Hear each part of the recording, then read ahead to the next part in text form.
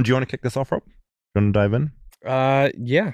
Do you want to introduce yourself? Sure. I'm Peter Matthew Bauer. The middle name thing is put it on my records years ago and can't get rid of it. I kind of like having a middle name thing. It makes you seem Timeless. A serial killer, kind of. Yeah. serial killer or just a bit more iconic, I think. If I was David Andrew Farrier, it would be more memorable than I think David it's more Farrier. timeless. It feels way more old-timey, which I think fits your vibe too. Thanks. In Yeah. a positive You know way. what really hit me the wrong way was when Billy Corgan put a solo record out with what I don't even remember what his middle name is, and I was like, oh Billy Andrew man, Corgan? like I started feeling really bad about it. But it's Really? He put a middle name in? yeah, it's like Oh, William incredible. Andrew Corgan or something, but it's William Corgan. I saw Billy like, oh, Corgan. He man. came to New Zealand and did what was the solo album? The Future Embrace. And I went along, and he's a buzzy dude. Chicago guy. Is he a Chicago guy?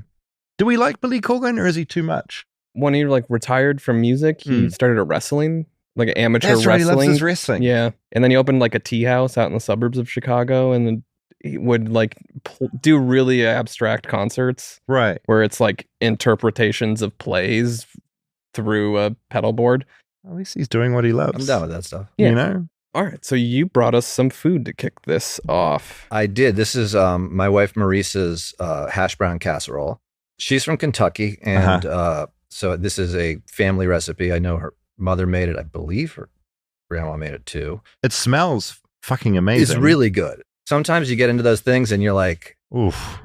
there's some weird things in a casserole. You know, I'm not like that well versed, but this one is like actually just, it's all business. Yeah, It's I feel fantastic. like casseroles are a controversial dish because it's kind of like there's an element of like slop to a casserole. Yes, And you're like, right. what's in there? What am I getting? Right.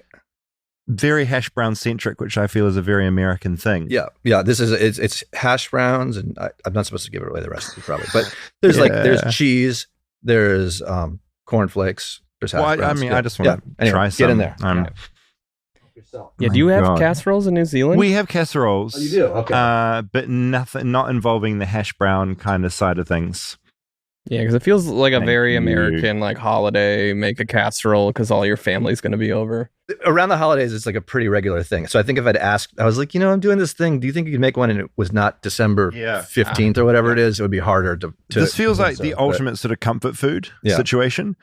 All year round you're having this, or is it more sort of in colder months? colder months. Definitely Yeah. just Thanksgiving, Christmas time kind of thing. Maybe it would be the thing she brings to like some sort of school potluck type thing. Yeah, this is really good. Oh yeah. It does really good with like a fried egg the next day. Kind of thing. Is a casserole in this one in particular? Is it tied geographically to a certain? For instance, this is the first casserole I've had in America, Okay. and I've been in LA for sort of almost 5 years now, and this is my first one. It's definitely Southern. It feels. It's This Southern. is specifically definitely Kentucky Southern. Like everybody brings different plates to kind of a family reunion type sort of situation. What was it like growing up there? Well, I'm from Washington D.C., but my You're wife's from Washington. Kentucky. Okay. Yeah, Right. But I've been down there a lot now at this point. We did an episode recently involved. I went to Washington D.C. My first trip there to talk to a woman who was digging a tunnel like under her neighborhood. Interesting. So she was just obsessed with digging, and the neighbors got really worried because they're like, we don't sort of got a human mole in the neighborhood, and she's digging under the houses. So that's what I always think of now. It was a compulsive thing. I would say so. Like she just desperately wanted to dig.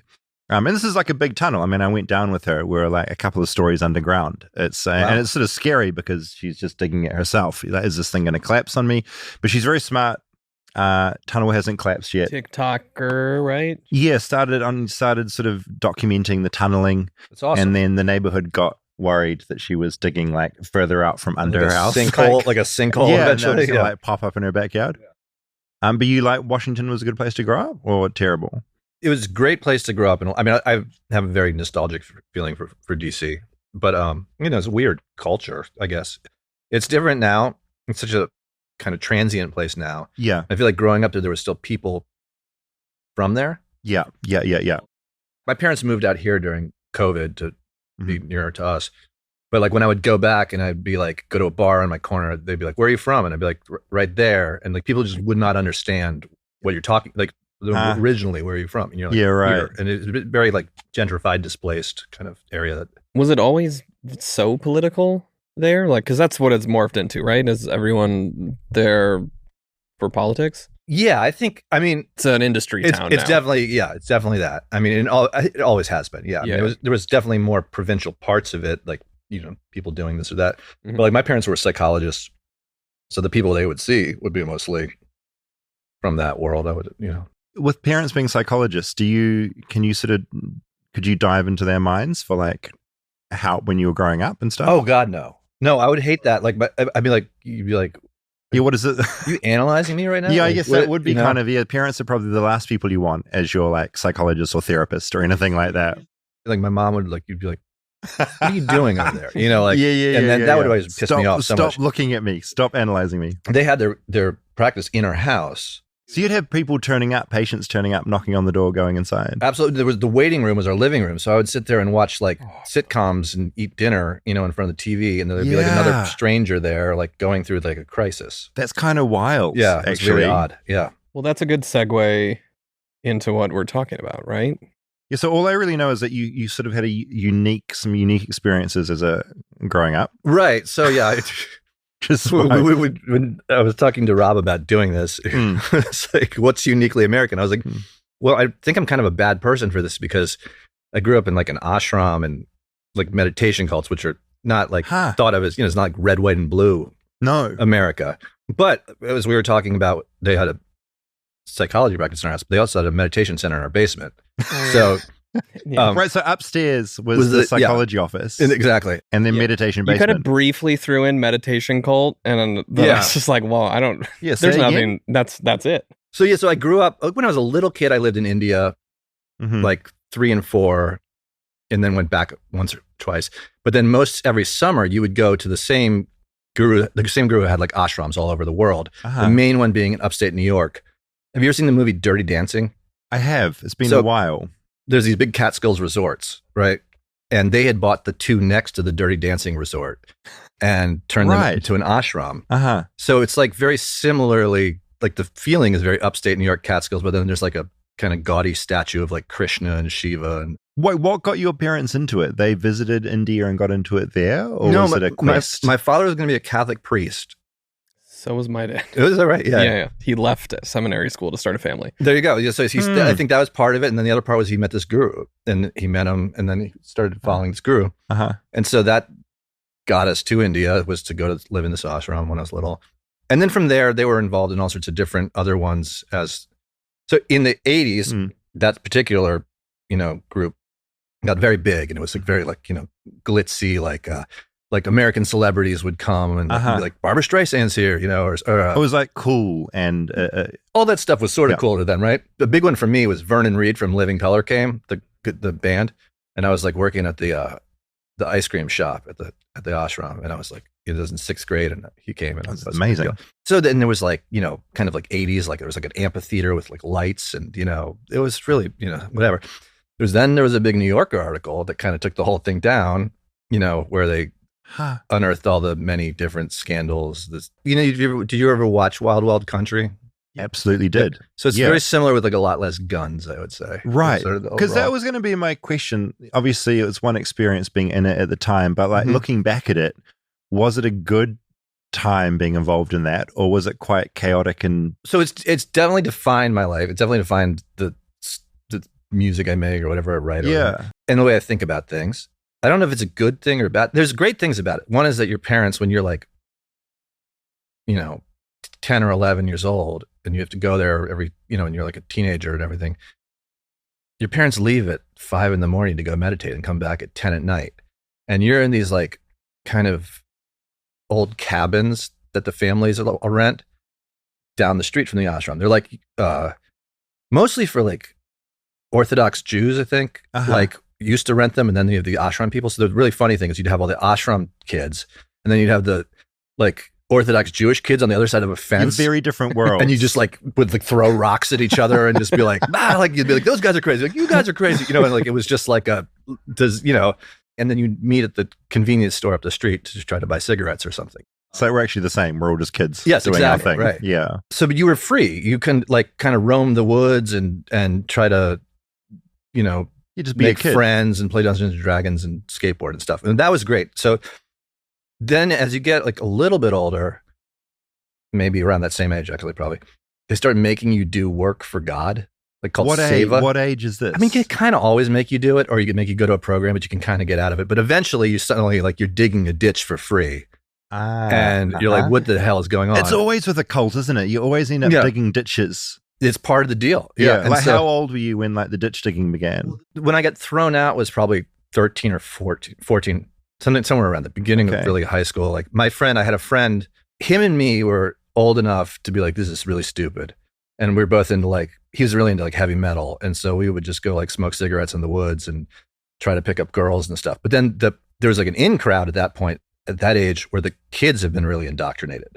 So they've gotten very odd too, like the kids who live there year round. Wait, so what made you have that perspective of this is a bit weird and I'm not into this, if that's where you're spending all your time? What gave you that lifeline out to be like, this isn't completely normal? Yeah, how old were you when you first started going there? I mean, from like life. Like, yeah, okay. Because I was born in the meditation center, I was in the basement, so that was every Thursday, like 100 people come over to our house. Yeah, so like, where did the influence come where you sort of thought, maybe this isn't the life for me? The first thing was there was 2 gurus at one point. So the original guru died, had a secret daughter who became the guru. Right. And a secret son. Okay. And the daughter and son eventually had like a fight. And the daughter won. But now, when I was little, this is probably 6 or 7, the male guru's dog would be brought to our house with some swamis every once in a while. So he had a chow that I loved, this like just big yellow chow. And it's like, this is the greatest dog that ever happened. And then one day my parents were like, well, you know what? Got to get rid of all the pictures of Nityananda because he's out. And I was like, I'm sorry, what? Like, and I remember that being the moment, which was very weird. They were literally like disappearing, like burning the pictures of the other guru who had been the guru like an hour ago. Yeah. And you were like, this is odd behavior. This doesn't feel right. It doesn't feel right. And mostly because I cared about the dog, I was like, this sucks. We're not like the dog's much better than the guru. So like, let's, So I don't know. I mean, I don't think my parents were like, I mean, they stayed in way too long, but I don't know why. I still can't, but they did. They did what they did.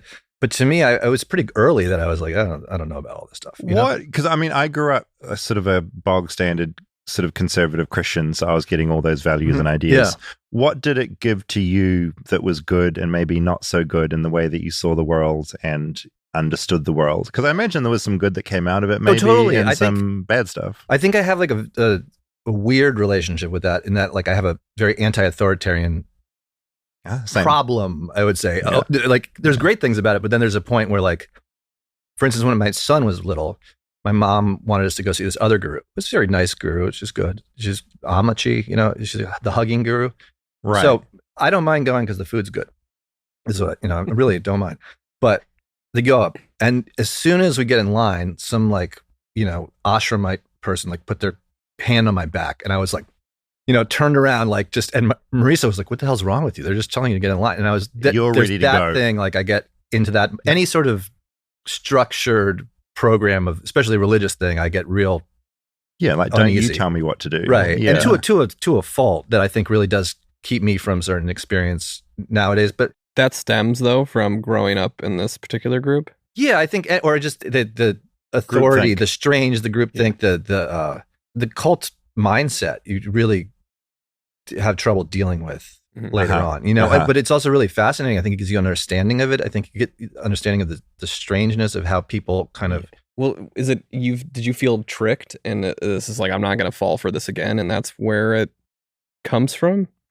No, I don't think it was falling for. I don't think I ever felt tricked. I think it was just like, I didn't like the people bossing you around, telling you what to do, and kind of using these false structures of power. Saw through it. And the charismatic figure thing, seems really difficult and bad in a lot of ways. I mean, I have a lot of friends who, a lot of really terrible things happened there. There was a lot of sexual abuse. There was a lot of, it's like somewhat uncovered. It's somewhat like, who really knows? But like, I remember when I was a teenager, and you'd be like hanging out with these girls, and then there would be like there's this darshan, which is when you go meet the guru. Okay, this is a thing you do every day. You go meet the guru, and she gives you gifts or whatever. And there would be darshan girls, right? Which are like, it was like the in thing to be. It's like being the altar boy or something, right? Uh-huh. So the pretty girls get to be the darshan girls. They get to wear the saris and sit next to the group. Guru had a boyfriend who turns out was like this like arms dealer in like a previous life, and like went to the Oscars with like Angelina Jolie at one point. You know, it's like one of these just Zelig characters that you're like, all right, you know. And there was this building in the back, and like God knows what happened there. And you know, it was like you'd find these stories. It was really fucking bad. And I made the first like solo record I ever made was sort of about it. And I met this guy, and he was like, "Oh man, I grew up in that. Like, you know, I really gravitated to your record." And like he like lived there full time. And one time the guru told him that he was evil, his sister was good, but he was evil and there's just nothing he could do about it. He was cooked. Positive thing to hear. Right. And he's like, and that screwed me up for the rest of my life, you know. Because he would have believed that and taken that on. 16 or something like that. Yeah, the God told you were bad, you know. So there's a lot of stuff like that. And there's always sexual abuse, to the point of like, I have a very unfounded theory that it's primary to the whole thing. It's not like, you know, people are like, oh, that guy failed his flock or something. Like, I think that's the whole point of it, where that energy comes from. And without that element, the whole thing wouldn't exist. Exactly. It's like it's part of the deal. It's like it is the driving force. Yeah, it's in the DNA of it. I agree, beyond all belief. I feel like that growing up adjacent to kind of mega churches, I kind of feel that's part of it. Like, I think if there wasn't the power and the abuse in there, and also like victims almost being created and this us and them, that'd all fall apart. It would be like nothing. Part it's of the like deal. It's where the power and like the energy even comes completely. from. I mean, I'm not like a disbeliever in the energy. I mean, I saw like, you know, grandmas doing backflips and like doing, you know, like all this weird stuff, all these like supernatural things when you're a little kid. So there's a lot of weirdness in the world, and that you get to see a lot of it in that environment. But I do think either you have to be like the master of masters, or just not, whatever it is, to avoid the abuse. But the abuse seems very at the core of it all. Stay tuned for more Flightless Bird. We'll be right back after a word from our sponsors. This episode of Flightless Bird is brought to you by Wild Grain. Wild Grain is the first bake from frozen subscription box for sourdough breads, artisanal pastries, and fresh pastas. Plus, all items conveniently bake in 25 minutes or less. I don't know whether you're aware how much I love bread, and especially sourdough, but good God, this is built for me. You get it out of your freezer, it's in the oven for 25 minutes or less, and you have this beautiful bread smell all around the house, and good God, it tastes good. And unlike many store-bought options, Wild Grain uses simple ingredients you can pronounce and a slow fermentation process, and can be easier on your belly and richer in nutrients and antioxidants. There's no preservatives and no shortcuts. Wild Grain's boxes are fully customizable. In addition to their variety box, they have a gluten-free box, a vegan box, and a new protein box if you want that protein. I love Wild Grain. I now know where I want to get all my bread from. Again, as I read this ad, I just think of the smell in my house at the moment. So good. There's nothing like having an artisan bakery in your freezer to chase away the winter chill. Now is the best time to stay in and enjoy comforting homemade meals with Wild Grain. I highly recommend giving Wild Grain a try. Right now, Wild Grain is offering our listeners $30 off your first box plus free croissants for life when you go to wildgrain.com/bird to start your subscription today. That's $30 off your first box and free croissants for life when you visit wildgrain.com/bird, or you can use promo code BIRD at checkout. LifeLock, how can I help? The IRS said I filed my return, but I haven't. 1 in 4 tax-paying Americans has paid the price of identity fraud. What do I do? My refund, though. I'm freaking out. Don't worry, I can fix this. LifeLock fixes identity theft guaranteed and gets your money back with up to $3 million in coverage. I'm so relieved. No problem. I'll be with you every step of the way. 1 in 4 was a fraud-paying American. Not anymore. Save up to 40% your first year. Visit LifeLock.com/podcast. Terms apply. This episode is brought to you by Indeed. Stop waiting around for the perfect candidate. Instead, use Indeed sponsored jobs to find the right people with the right skills fast. It's a simple way to make sure your listing is the first candidates see. According to Indeed data, sponsored jobs have 4 times more applicants than non-sponsored jobs. So go build your dream team today with Indeed. Get a $75 sponsored job credit at Indeed.com/podcast. Terms and conditions apply.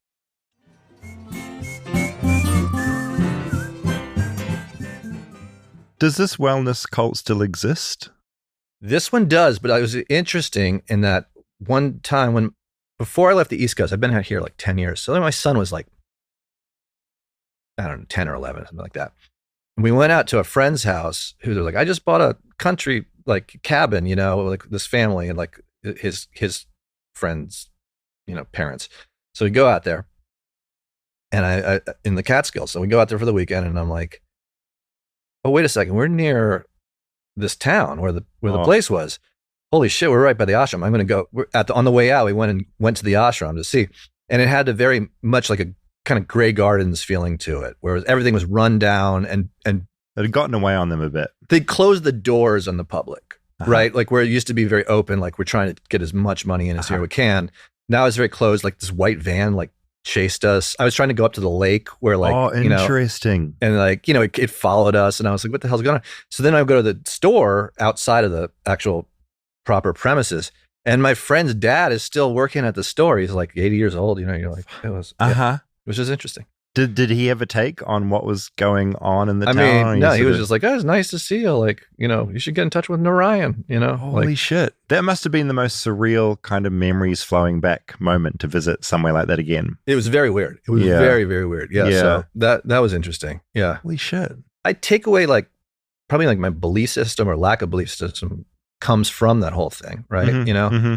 And the thing I had prepared when I was like, okay, how do I explain this as American?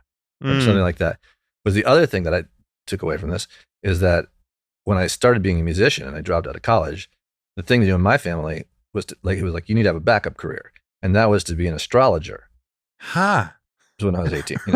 The first time I came to Los Angeles, I came out here to study with this old Indian master astrologer. Mm-hmm. And I've done it on the side for like 30 incredible. years or something like that. Right. But the thing I'm always telling people, I'm like, I don't really believe this. It's like, this is fun. We don't have to really get into, when people are like, if I go outside, I'm going to die tomorrow. I'm like, it'll be fine. Like, don't worry about it. So you see it more as just like an interesting practice and a way to communicate and understand the world a little bit. I mean, I don't know what I see it as. Yeah. I think there's something that sticks with you. That's like the archetypal nature of the world sticks with you. And that comes from how I was raised, right? Yeah, right. And I don't really like psychologizing or trying to like pretend it's like a science or something like that. It's insane. Yeah, like, right. But it's a fun art in a way. It's like, it's another way of like kind of encapsulating the atmosphere you're in and trying to figure out like that, right? Yeah. So the crazy thing that I brought. We're not at the crazy thing yet. No, we're not at the crazy thing. No, this is the deal. This is the thing I don't really know how to think through, but was that, in August 2016, and so a lot of like my songs have been about this because it was something that interests me. The United States chart goes into this particularly like cultic energy. Oh, so if you want to look at it from like a political vantage point, but it's more than things shifted. Definitely, the thing has shifted, and it's amazing how directly aligned with like the first Trump election it is, and but much more than him. I mean, he's an example of it, but that underlying like cult experience and the inability to like the kind of toxicity of it is like this thing that we're going through as a country and then as a world really on top of that till like 2034 or so thereabouts. Well, that's how long we have. That was gonna be my first question was when does this shift? And it shifts the whole time, and like, but it is really weird because it is the central energy of what did I get out of growing up in this stuff is this exact thing. What's called this is where it's a foreign word. It's called Rahu. The Rahu and Ketu are two words that will not, Mars, Mercury, etc. Rahu and Ketu are these points where the moon's orbit intersects with the Earth's ecliptic plane, right? So the energy of eclipse, right? And the reason they're such foreign odd things is because they actually represent this like shadow planets, and it's like this subtle esoteric energy of life, like the electricity, like kind of like David Lynch electricity, understanding just of things, rippling right? around, just that weirdness, right? And so like Rahu is like more like the vibrant, like living side, like when you go to like a city for the first time, and everything's like alive and it's the same. Yeah, and it's there's popping. like, It feels that feeling special. of like that feeling is it in its pure form, like of energy, but then it can have this very negative kind of crazy toxicity, destructive quality. It can also have a very creative and revolutionary quality. So I think, as we're all living through that, it becomes much more of a revolutionary moment. Yeah, I guess, and it sounds like this is a way that you can kind of view these chaotic events and kind of make sense of them a little bit when you look at it through that lens. Yeah, well, at least it's interesting. It gives it sort of like a crazy... What, an explanation of some sort of why things are gravitating maybe it's that an way? explanation, or at least it's like something to inhabit, right? Like one thing you could say with that, like that I do find like useful is like, if you like live like as it is versus how it's supposed to be, then you have a lot more success on a personal level with with this energy. So like, if you're like, okay, like this is lost, this is fucked, this is problem, you're letting that go, and then be like, okay, like what can I do? What's in this? uniquely like what to this experience today? That what can I do with this? It has a lot of power to it, and it gives it this kind of creative, destructive impulse versus like just we're cooked. Succumbing to it, exactly. or pushing back. Right.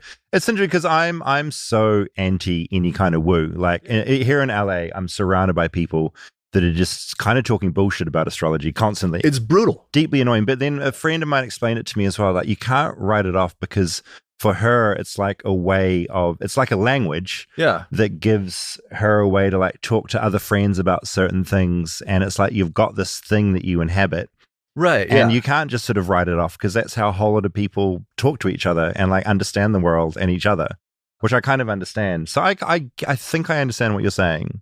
And I like that you're saying like, it's not a science. It's not like I'm not going to go outside today because I'm going to get hit by a train because the moon told me. No, it's a different thing. That's actually antithetical to what it is too. Like I would say the people who do that are just fundamentalist idiots and zealots. Yeah, totally. And I agree. Like I can't be around anybody like woo type thing. That's my problem. That's why I don't do very well. But but it's, to me, it's very similar. Like I've been hanging out with a lot of like improvisational musicians, like that record I brought to you guys with like a lot of people who like this guy Dave Harrington. It's very much like just seat of the pants guy, like playing. That reminds me a lot more of what I think is interesting about astrology or something like that. It's very improvisational. It's very creating on the fly in an odd way. Or I have a friend who I talk to about like music and like his career, and he just talks in like Greek myths, and he's like, well, it's like, and he's a real difficult guy, but we can talk about that. And I'm like, okay, we can connect through his kind of mythic understanding of like little pieces of his life. Yeah, completely. It's like a viewpoint and a shared kind of reality. Yeah. So that's something like that. There's a weirdness sometimes that you see. And sometimes you see people's charts, like I'll see like politicians and I'll see like finance people and like a lot of like World Bank people and stuff like that. And every once in a while you see these people who it does line up like much more occult, like where you say, oh, on August 1st, what happened to you? And they'll be like, well, my whole family was, killed in a train. You're like, what? Like these really dramatic things. Can't ignore it entirely. Right. And the thing with the United States chart is very interesting on that level. Like it really speaks to the essence of, I think, what we're going through in this very strange, toxic, but like revolutionary moment that is odd. So yeah, it is the weirdest thing. And I mean, I've been here for 5 years now, and it's funny because things are objectively getting stranger at this time. Like I feel like even your story of growing up and where you grew up, it's, if we were talking about that 10 years ago, I think it would almost seem weirder. Like things are so crazy today. All this stuff was mad for you, but it's also not that like less crazy than everything that's happening right now. No, not at all. No, it didn't feel crazy at the time at all. It felt, but yeah, I mean, I know what you mean though. Like when I was a kid, I used to kind of like be like, well, I had to like change my name when I was 4. Like my name was like Shambu. Like when I came back from Indiana, I'd be like, you guys can't call me that. You got to call me Peter, because like the guru gave you a name, and like, you got to call me Peter Matthew. Yeah. No, that was unfortunate. Yeah. So how did you get into music in that world? When did that happen? So I grew up in Washington, D.C. also. I mean, so in the summers you go up there. Then when I was in like high school, I got into music, I guess in general. I had not an actual older brother, but a character who was like an older brother. was my best friend's older brother, played classic rock music when he was like, and then we thought he was really cool. And then he kind of paired us up with his bandmates, cousins, like younger brothers. He was like, you guys like the younger kids who like music. And so then that's basically like what the Walkmen was right. Like Hamilton was like Walt's cousin and his brother Harry. And like, so we started like another band, like of the younger kids.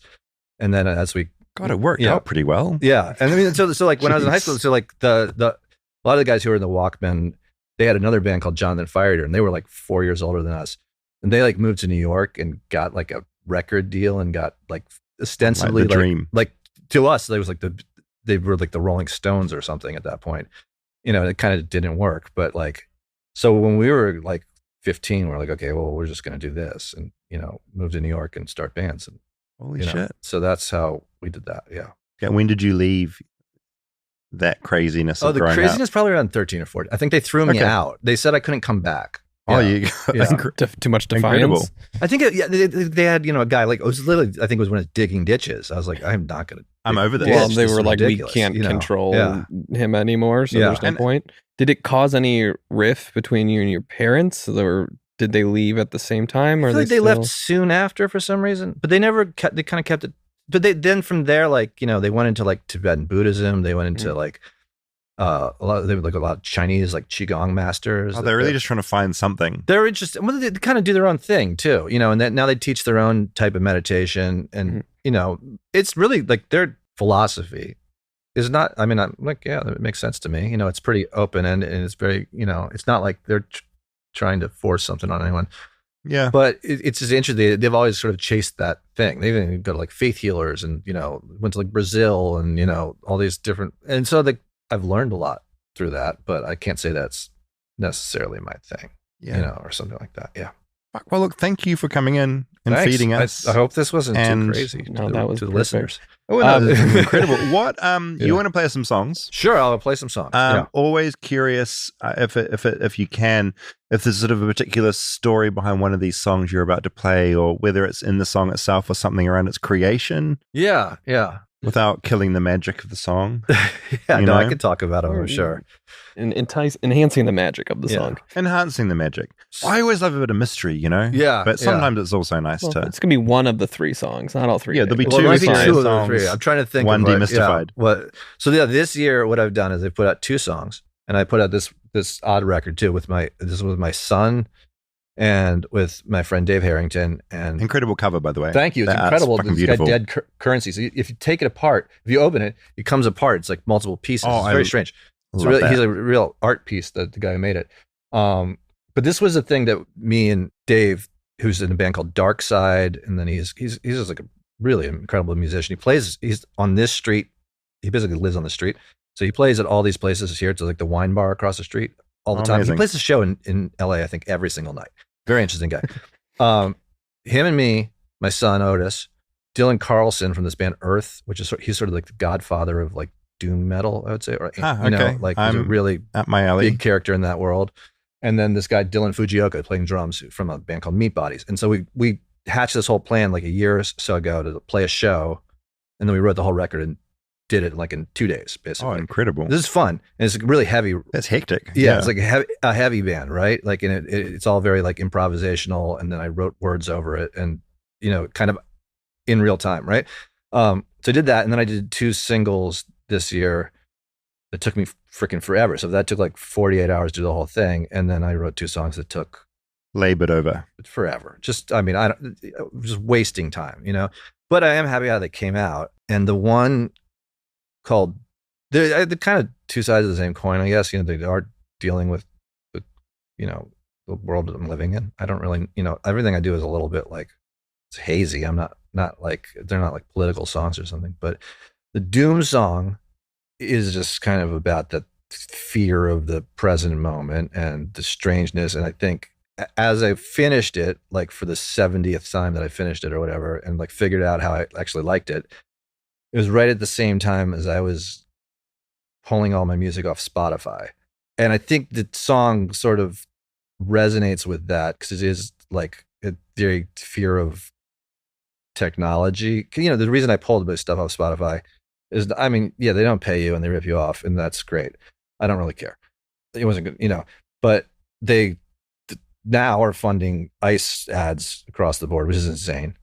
Bonkers. Well, so is YouTube. So is blah, blah, blah. So it's like, well, what's the difference? Why should I go to Apple Music? They mine. No, but you have to make your move where you feel you can make them. Exactly. Exactly. If we can take down the market leader, like the 75-80% of the music industry, if that goes away, then it's a free for all. There's a whole new chaos that really can open a whole new world. And so, like, yeah, there's other bad guys, but like, let's start somewhere. Mm-hmm. But so that's a big part. But the AI technology, like the guy Daniel Ek, I don't know how to say that. Sorry, Daniel Ek. Right? But he actually, that's the total mispronunciation I learned today. That's okay. But he took all his money from the history of recorded music, like Ella Fitzgerald, Bob Dylan, like just whatever, Chuck Berry.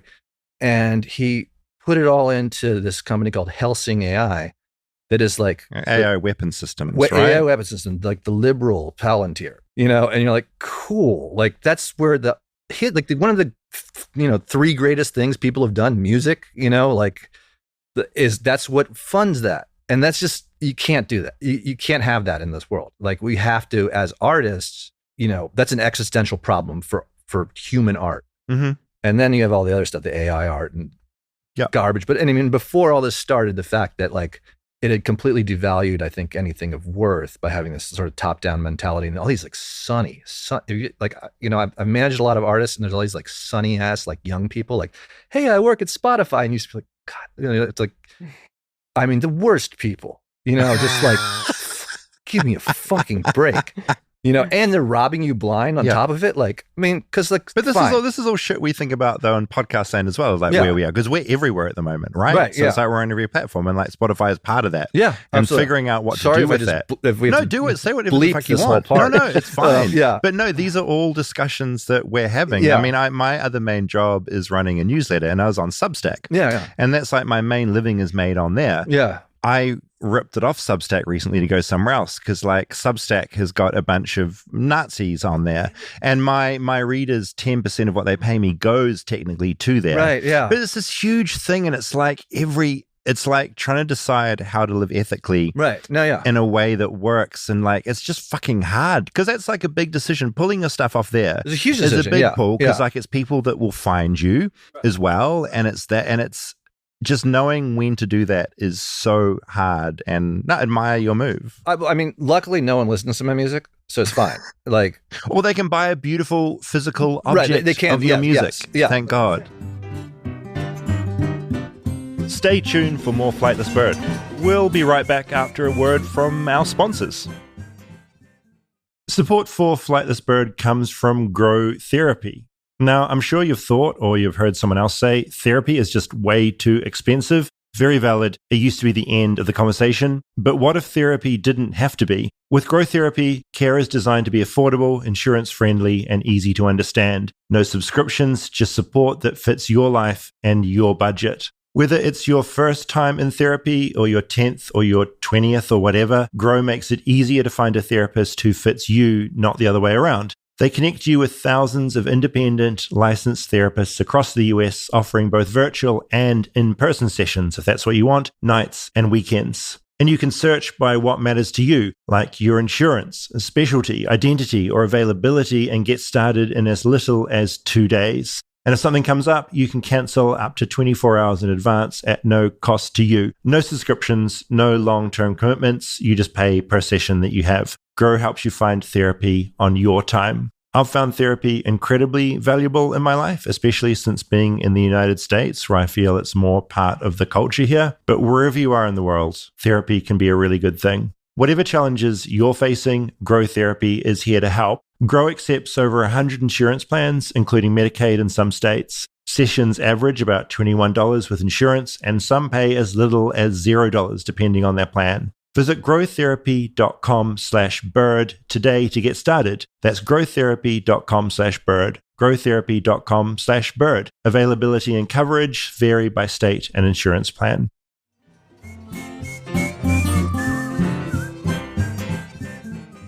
As I try to convince people now who actually make a lot of money on Spotify, which is what I'm going to try to do on some level, just on a personal level.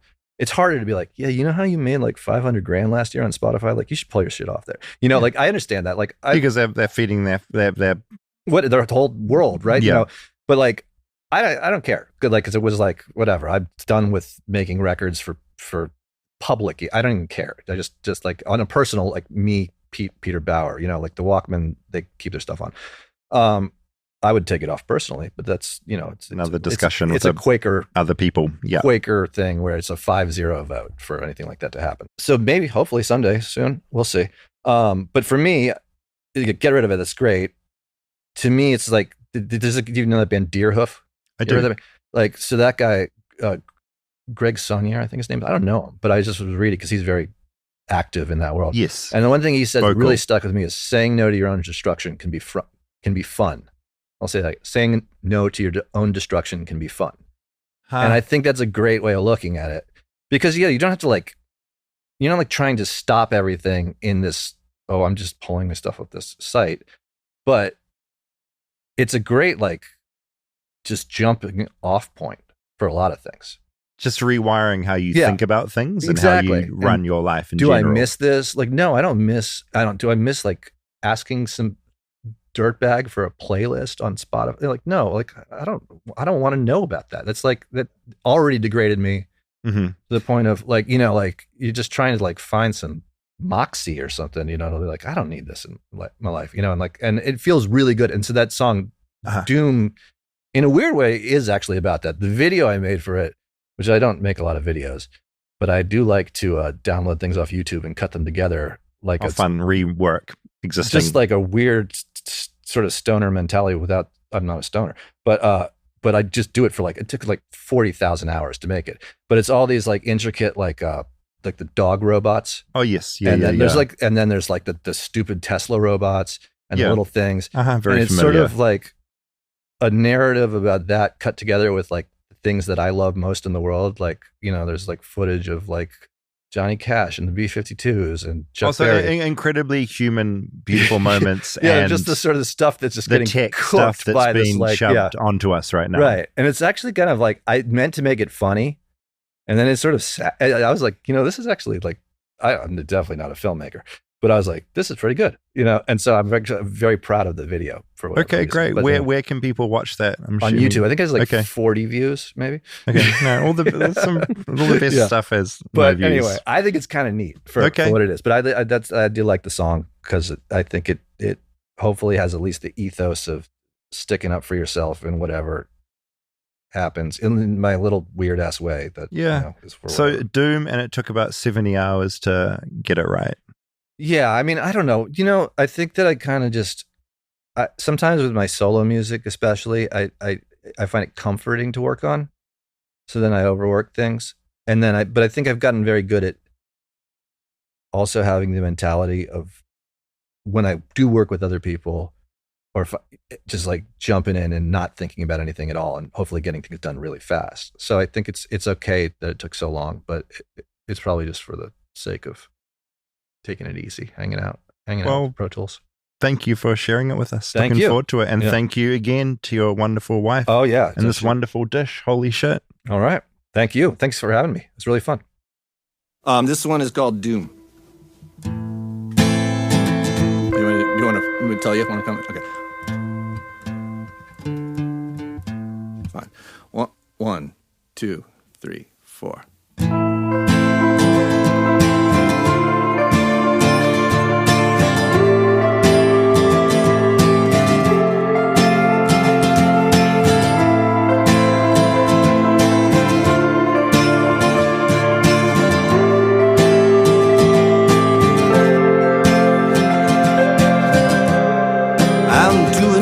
You're doing, taking it too high, listening to music as things fall apart. One for the modern world, one for the sea of pain. I turn my camera on the breaking waves.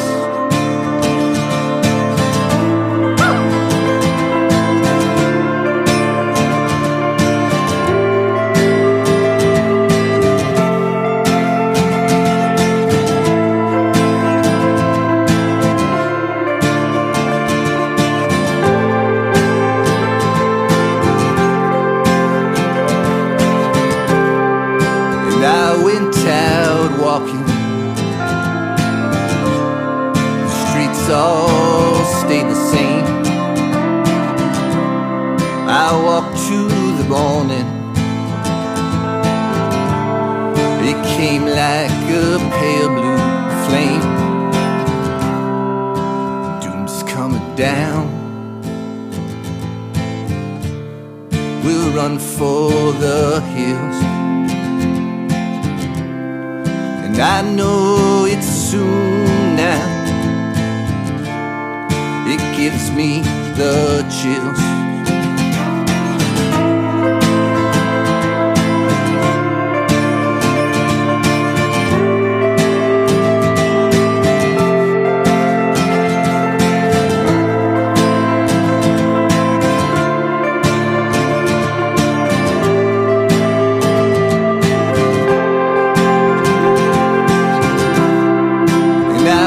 Out dancing into a heavy hiss. Oh, I went out dancing, reminds me the world exists. Doom's coming down, no reason to stay. I find it strange now, you see another way.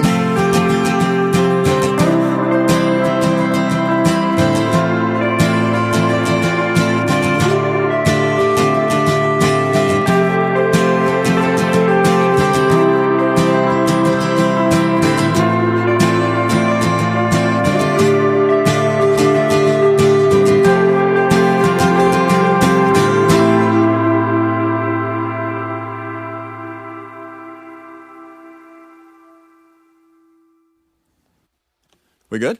All right, here we go. This is called Knife Fighter.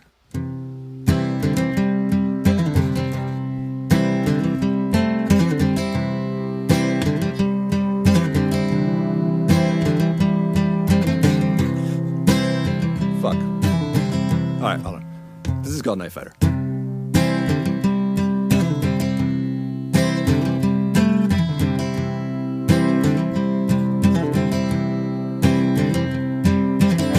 Drunk in the morning, sunlight warming, the shadows fade across my face. Long way down below the rainbow, wait for the voices speak our names.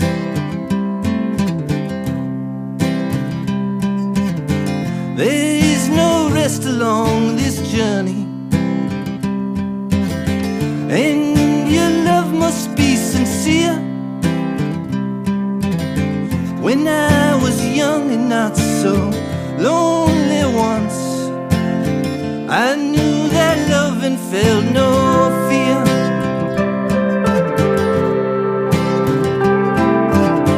I had a dream in the mirror, we're wandering some faraway place. I am no stranger to a stranger, oblivion in search of grace.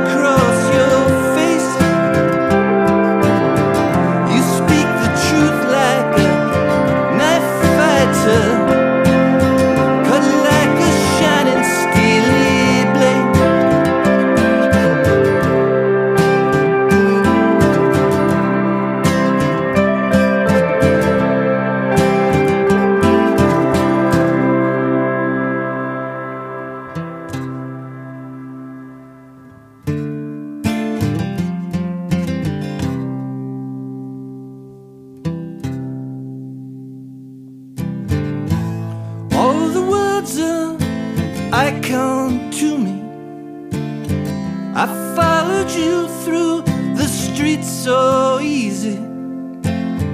Watch for the wheels are turning. Found sound and the fire's burning. Que sera?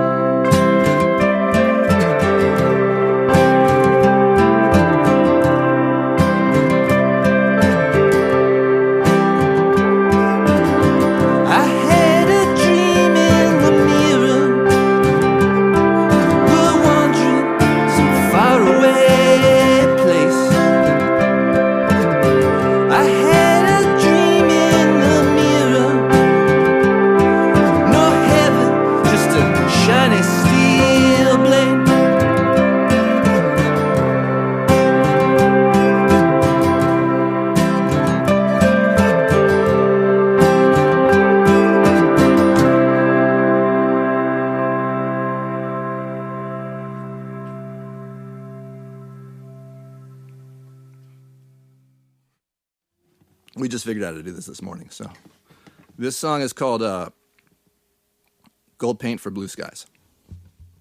Let me do that like this.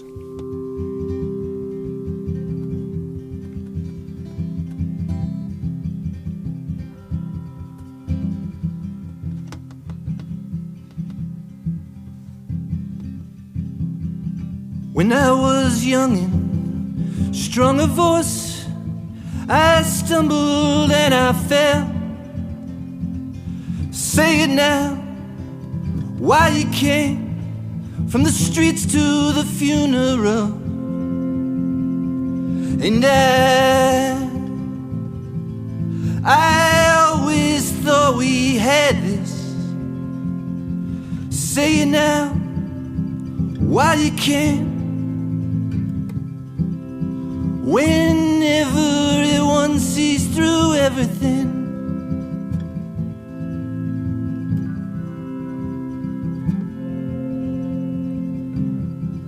Tell me a story how we fell in love. Gold paint for the blue skies above. Old saints in the chapel, old friends you forget. Oh, did you sing your true song when they were coming for you, kid? And I wait, and I wait, and I wait for you there.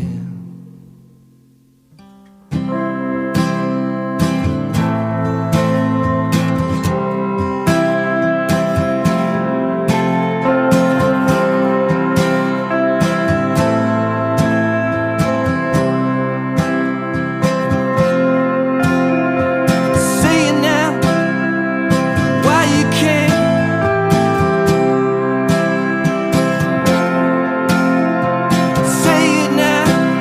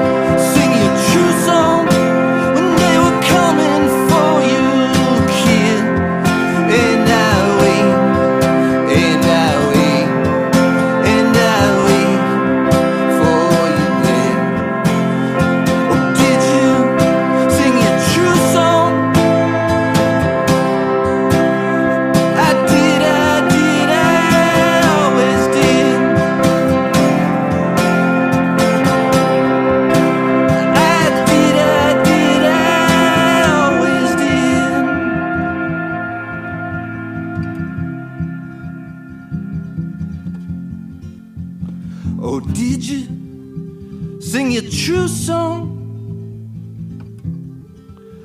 I did.